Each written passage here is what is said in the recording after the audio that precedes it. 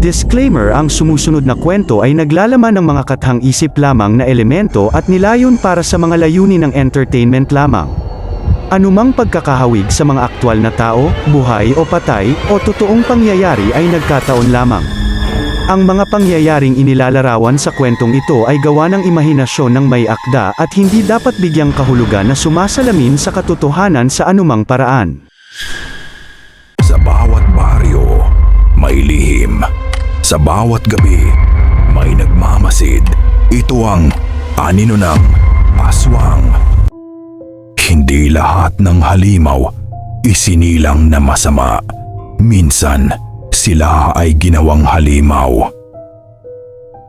Pagbalik nila sa baryo, wala ng katahimikan.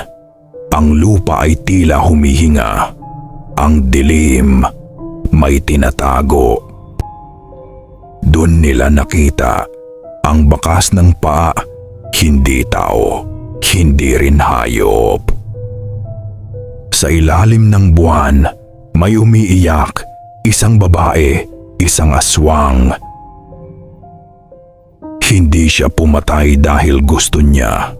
Isinumpa siya, ipinagkanulo, at iniwan ng sarili niyang pamilya.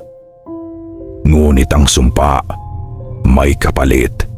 Kapag hindi napigilan, lahat sila ay magiging biktima. May paraan pa bang iligtas ang baryo o huli na ang lahat? Salamat sa pagpapahintulot sa amin na akitin ang iyong imahinasyon, pakiligin ang iyong mga pandama, at dalhin ka sa mga mundong parehong hindi ka panipaniwala at nakakatakot. Ang iyong feedback, komento, at pakikipag-ugnayan ay nagbibigay inspirasyon sa amin na patuloy na itulak ang mga hangganan ng pagkukwento at upang lumikha ng nilalaman na sumasalamin sa iyo sa malalim at visceral na antas.